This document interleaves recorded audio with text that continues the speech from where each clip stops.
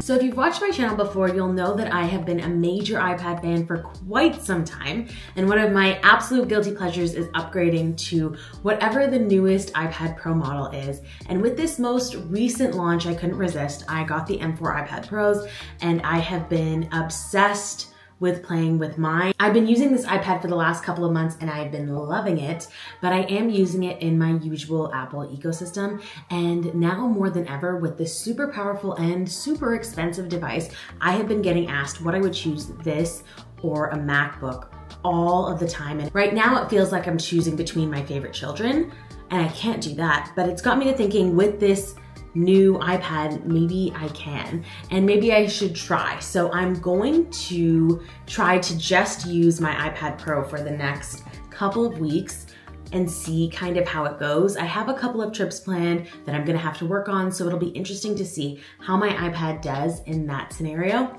And I'll take you along with me, and at the end we can kind of see if it makes sense to use one or the other, what the pros and cons are, or just in general, like to see what an iPad only workflow is.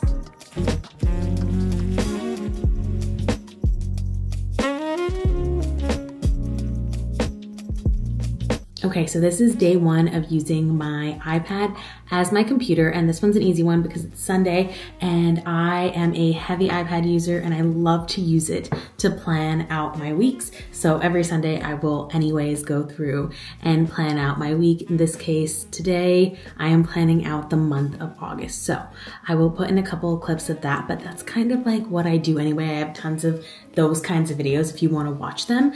And then later today, since it's Sunday, the new episode of House of the Dragon is out, and my husband and I have found that we like watching the episodes better on my iPad than we even like to watch it on our TV, which is so bizarre. The screen on there is so good. So that's what we'll be doing later, and I don't really need to do anything different because it's what I would have used my iPad for anyways. I did use my iPad earlier today while I was cleaning my house and making lunch to watch episodes of Love Island that I didn't watch or that I skipped because I'm having such a Love Island hangover now that the season is over. So Sunday is easy. I think that the week will be a little bit harder. I'm going on a trip tomorrow, on a little road trip to see one of my friends, and I am looking forward to just bringing my iPad and not having to pack my computer and the whole kit and caboodle to go travel and be able to answer emails or make quick edits if I need to on the go. So I'm just gonna be bringing my iPad tomorrow morning. I will show you what I pack in my little tech bag just for a couple of days that I won't be at my house.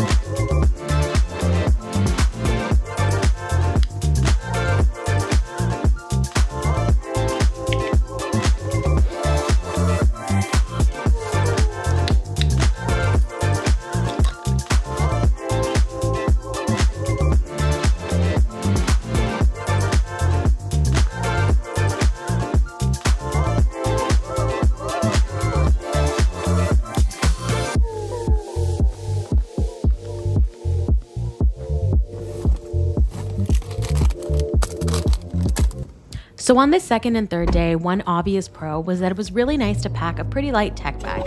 I will say right after this trip, I realized I needed another dongle really quick because with the iPad, you only have one USB port, and that is a little tricky with my workflow. I use a lot of external hard drives, but for these couple of days with the iPad, the Magic Keyboard was a perfect thing to answer my emails and jump on some calls, and for some people, that's all you really need.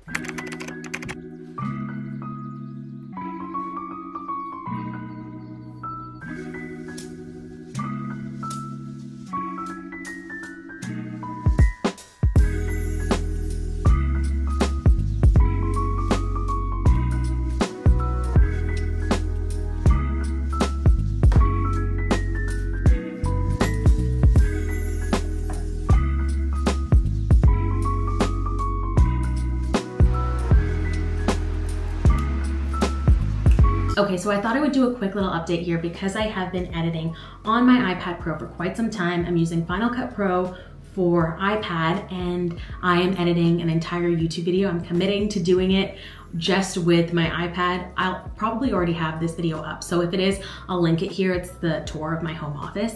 So I have been playing with this and I have noticed some awesome things about editing on my iPad and some things that I don't like. And to be clear, I am a frequent Final Cut Pro user. That's what I use primarily all of the time to edit all of my videos.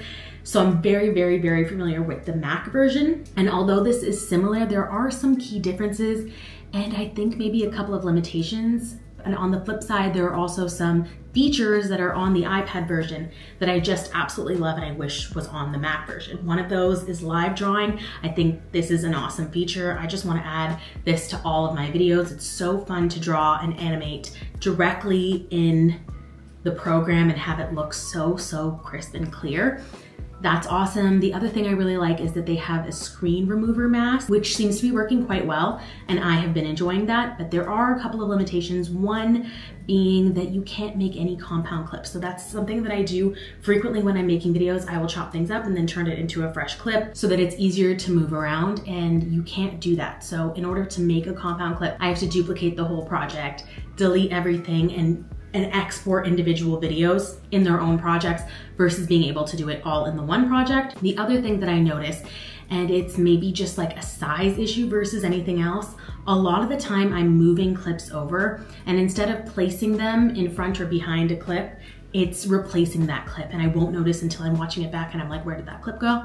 And it's happening over and over again. And maybe it's because, again, the timeline is really small, but that is a little bit annoying. So I find myself making multiple copies, backups upon backups, so that I know for sure that my video is safe and all of my clips are safe and all of my editing is safe. I will say another little limitation is that you only have one Thunderbolt on here. So when you're transferring over footage, you're doing one thing at a time, and that really does slow down the process. So I'm having to put my SD card reader in here and then transfer that over to files and then put my hard drive in here and then switch the files over. That became a little finicky, so I just decided to edit directly on the device. I do have a really large device, but you can edit on a hard drive.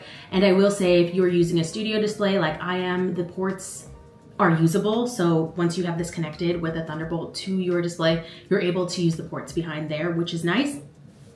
But I wanted to make sure that I could use this all by itself because I will be doing a bunch of traveling this week and I need to have this video done this week as well. So I got a little hub and I will report back and let you know how that is. I'm always a little finicky using other brands, like third-party versions of these kinds of things with my really expensive Apple products, but I did a little research. Hopefully this works out and it has an SD card reader in there and a couple more Thunderbolts, so I should be able to have a little bit more flexibility there.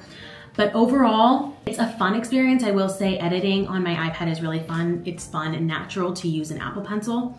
So that's really cool. And I think a lot of this is just gonna require me to play with it and get used to using different things than the keyboard shortcuts that I'm used to using on Final Cut Mac.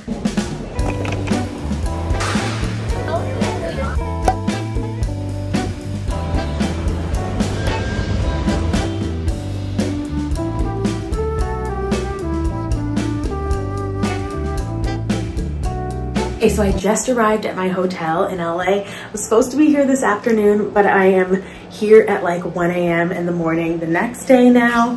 It has been a very long day of travel, but this room totally makes up for it. It's super cute. So before I get in bed immediately and go right to sleep, because it's 3 a.m. East Coast time, let me show you. Nighttime.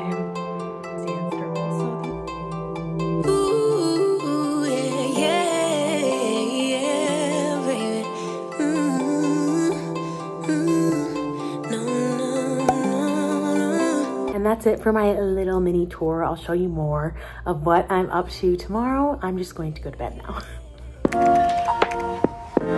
Okay, so it is 7:48. I just got out of the shower. I could not skip washing my hair. It absolutely had to be done. After a travel day, I am going to do my hair and my makeup, try to make it as lickety split as possible so that we can go do a little bit of work in the very, very cute courtyard out here before I have to go to the work thing that I'm going to.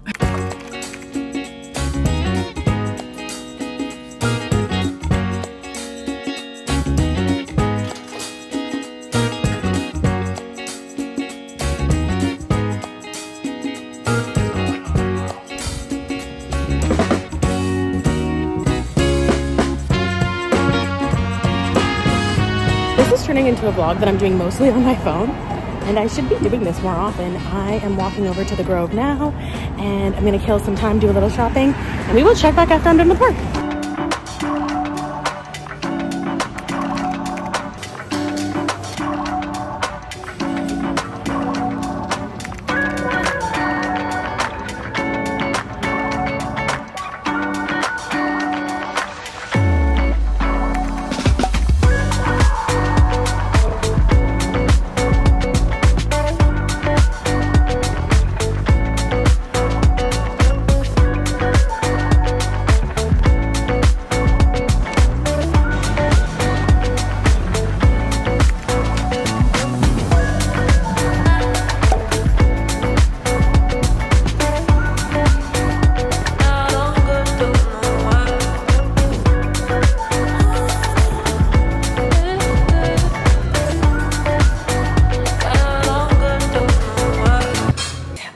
Just coming to the end of my trip here. It's 4 in the morning. I haven't slept more than 4 to 5 hours in the last 3 to 4 days-ish. So I am excited to get home. I kind of have a long travel day today and I plan to pass out, but it was so much fun being here in California, and I can't wait to show you the project I was working on. Hopefully pretty soon. If you want to be the first person to see it, check out my Instagram. That's where I'll probably post it on my stories as soon as I get the go ahead to do it. But it was really, really fun. Did a couple other things while I was here. I had some free time to kill, so my hotel was super close to the Grove. So I went over and tried the Apple Pro experience for the first time. I did a bit of shopping. It was really fun. So hopefully I make it back out here soon. I really wanted to do Disneyland or Universal, but I just did not have enough time. And since I'm on East Coast time, I just got tired super early. So this was really fun. It was a really fun little solo trip, and I'm excited to head back home.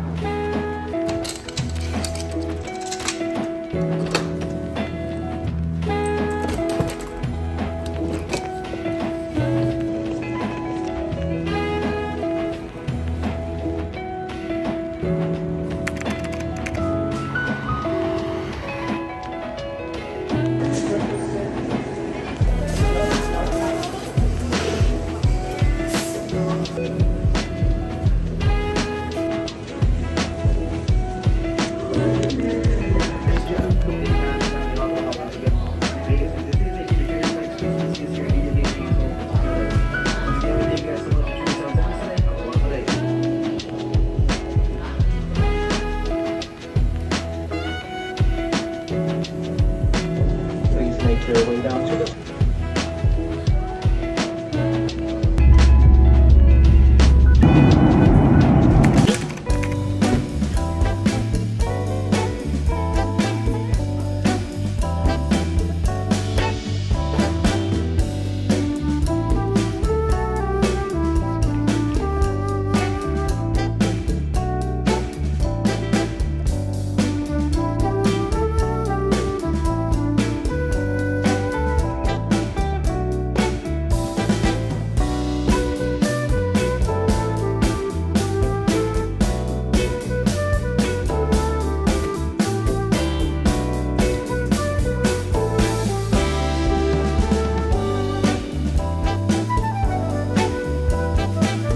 we have made it to the end of my little experiment, and I have been using my iPad as my main computer for the past couple of weeks, and I have some thoughts. A couple of pros that I will say is this is so much lighter, and for the purpose of traveling, just traveling with my iPad was such a relief for both my bag and my back. This is so much lighter, and I love that you can take it on and take it off of your Magic Keyboard or whatever accessories that you use, so that you can really keep it as sleek as you need it to be, and you have everything that you need in such a small little package. The other pro that I would say is that MacBook is never gonna provide you that pen to paper kind of feel that you get with using the Apple Pencil. When you think about an app like Procreate, that really brings digital art to another level, and it is only available with an iPad. It's something that I wouldn't be able to give up. And I know for many digital artists, that's just absolutely necessary in their workflow at this point, and for good reason. I think that's still truly what makes iPad Pro, or iPads in general, so fun, and it's why I use it. And I could never not have an iPad. Although we've got to some of the cons here, and this is very specific to the M4 iPad and the new Magic Keyboard, is that this is so thin that at this point, when I put this on my lap, if I don't use it at certain angles, it will tip back. And that is slightly annoying, and it didn't happen with the older version. So sometimes you can go too thin, I think, with these kinds of things, and maybe that's what happened here, because again, like I said, it's not an issue that happened with my last Magic Keyboard. It's just something that happens with this one, and I just need to be careful when I'm traveling, if I'm actually using it on my lap, that I don't tip the whole thing over and have it fall on the floor.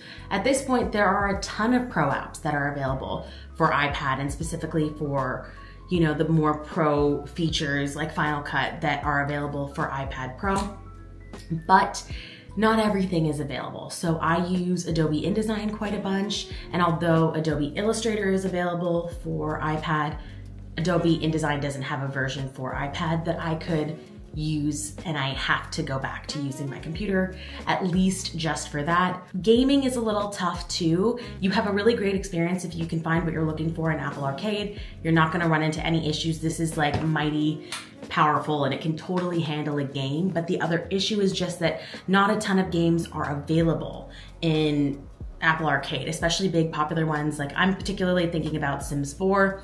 You can play Sims on here, but it is not the Sims 4. You need to use a PC for that, or I use a MacBook for it. You just aren't able to access that on here. I did find a little loophole. I was using Game Pass on Xbox and streaming, and although I had a really fun experience, it's not quite the same as using a normal laptop to do that. So little things like that just to keep in mind. I don't want to say that you can't just use an iPad Pro, because I think for many people, you know, depending on what your tasks are, an iPad might be plenty. For many people, all you're doing really is emailing, getting on calls, and filling out paperwork, things like that. This might be just fine for that. And then you get the added little addition of writing and drawing. But if you have a little bit more of a technical job, if you have specific softwares that you're using, I would really look into compatibility before you choose to just go for an iPad Pro at this time. All that being said, I still think that both of these devices are in completely separate categories. For me, an iPad is not a computer replacement, not just yet, and I personally don't even want it to be. What my iPad does, my MacBook can't, and vice versa. So although there are some overlap pieces in this little Venn diagram, how I use them primarily is in conjunction. What I can't do with my MacBook, I do with my iPad Pro, and then I'm able to airdrop between the two, and it is really a perfect and seamless workflow. I can't imagine working another way. I don't want to have to use any other accessories. If I just have these two things, I have everything that I need to do pretty much anything I could want to do.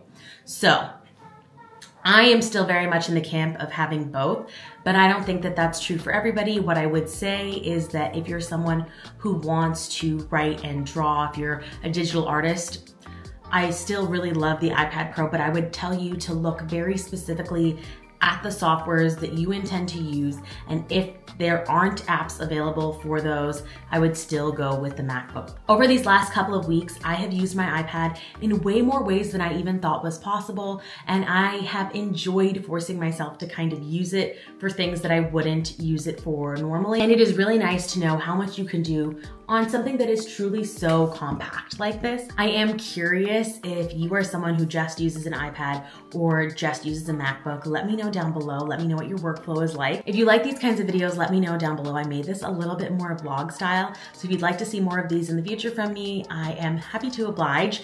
And I will say that this has given me a lot of ideas for new ways to use my iPad. So if you want to see like a big roundup version of all of the ways I use my iPad, let me know down below and I can definitely work on that video. If you like this video, please like and subscribe. I will catch you next time. Bye.